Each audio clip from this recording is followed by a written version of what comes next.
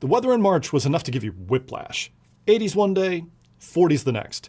And the real estate market took a page from the same book. I'm Jed Williams with Hagan Realty, and if you're living or looking in Stonegate or Naples Manor, there is no better place to keep up with what's going down in real estate than right here. Our neighborhoods had updates on 8 properties this month, including 1 coming soon, 3 new listings, 1 price change, 4 contracts, and 2 closings. That's a busy March, so let's get moving.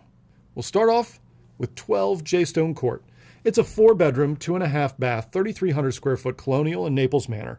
It was coming soon on March 6th and active on the 11th, listed at $849,900. It went under contract on the 28th after 18 days on the market and is scheduled to close in late April.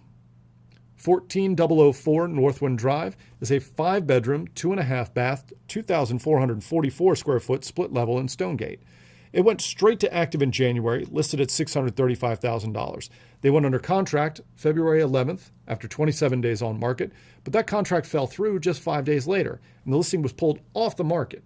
They relisted the property on March 29th, this time with a different broker, whose competitive advantage seems to be taking photos of the house with their iPhone. Oh, and a new price, $630,000. They were still on the market at month end, so we'll check back on this one next time. 14212 Notley Road is a 5-bedroom, 2 full, and 2 half-bath, 2,400 square foot colonial. It's technically in Stonegate, but it's on Notley, south of Bonifant. They listed at the tail end of January at $720,000. They dropped their price to $709,999 a month later and managed to go under contract a month after that on March 23rd, after 52 days on market. Then we have 14513 Notley Road, a 4-bedroom, 2.5 bath, 2,400 square foot split level, also located on Notley, but north of Bonifant and Stonegate proper and backing onto the forest and creek there.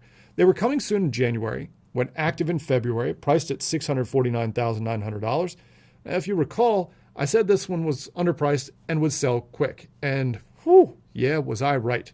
They went under contract after just 6 days on market and closed on March 12th for $685,000, $35,000 over their list price. 15012 Redgate Drive is a 4-bedroom, 3.5 bath, 2,300 square foot colonial in Stonegate. It was listed on March 20th for $699,000 and went under contract on the 24th, its 5th day on market. They're set to close at the end of April, so we'll see how they did in next month's update. 14816 Stonegate Terrace, 5 bedrooms, 3.5 baths, 2,000 square foot colonial in Stonegate. This one went coming soon in January and active in February with a list price of $700,000. They dropped to $675,000 just a week later and then pulled the house temporarily off the market a week after that, and that's how they've been sitting ever since. It's getting to be a very long temporary, if you ask me, but we'll keep watching. 14933 Wellwood Road. This is a very rare ranch-style home in Stonegate with 3 bedrooms, 3 full baths, and 1,300 square feet above grade, but with some serious additions to it that I don't think were actually counted in that square footage. It was listed on March 12th for $675,000, which I was kind of shocked by, as this was a gorgeously remodeled home, and the additions and hardscape are some of the best I've ever seen in either neighborhood. And apparently someone else agreed with me because it went under contract in 6 days. And when it closes in April, I'm going to bet they did quite well on the price here. And our last property for the month, 15200 Winstead Lane, 4-bedroom, 2.5 bath, 2,700 square foot Dutch colonial in Stonegate. It went straight to active in February, priced at $714,000, and under contract 5 days later. They closed on March 23rd for $747,000. That was $33,000 over their asking price. Now let's shift to a wider look at the Cloverly and Colesville market. The headline this month is that prices continued their downward trend. Year-over-year prices turned negative back in October, but they accelerated their decline to 2.4% in March.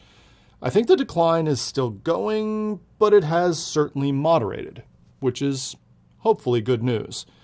New listings are up, both from last month and last year, with 64 new properties hitting the market in March. That's only 10% over last year, but it's a 78% jump from February. Contract activity, though, that was way up. The 54 new contracts signed in March was more than double February's count and was up over 50% from March of 2025 as well. Closings were up too, but but more modestly at 14% over last year's mark. And the time on market? Well, there it was split. The median time on market dropped to 8 days on the market from last month's 13. Still slightly slower than last year, but a faster pace than we've had since the summer. And the time on market? Well, that was split. The median time on market dropped to 8 days from last month's 13. Still slightly slower than last year, but a faster pace than we've seen since the summer. But the average days on market? Well, that jumped up to 40, as some homes sell quickly while others are just sitting on the market for a very long time. The listing failure rate, though, is up in alarming territory once again. 26.7% of the listings that came off the market in March had given up rather than sold. That's 5 percentage points over the rate for last year and higher than it was even in February, which is not the way spring usually starts here. As for mortgages, the average 30-year fixed-rate loan actually dropped below the 6% mark at the end of February, but they were only there for about 5 minutes before the war started and rates shot back up. They ended March at 6.47%, nearly 0.5% higher than the month before and the highest they've been since July. Now, all of that makes for an exciting start to the spring market, but one that's certainly flashing some serious warning signs. Inventory is increasing rapidly, meaning some homes are sitting on the market for a long time, and more than 1 in 4 homes that hits the market now is failing to sell at all, which is exactly why who you hire to sell your home matters. 27% of realtors in the area are failing to sell their listings. Hagan Realty's failure rate is just 4%. And that's just one of many reasons why hiring Hagan Realty is always your best move. So remember, if you or one of your friends or neighbors are looking to buy or sell, give me and my team a call. I'm Jed Williams with Hagan Realty in Stonegate Naples Manor. You'll be moved.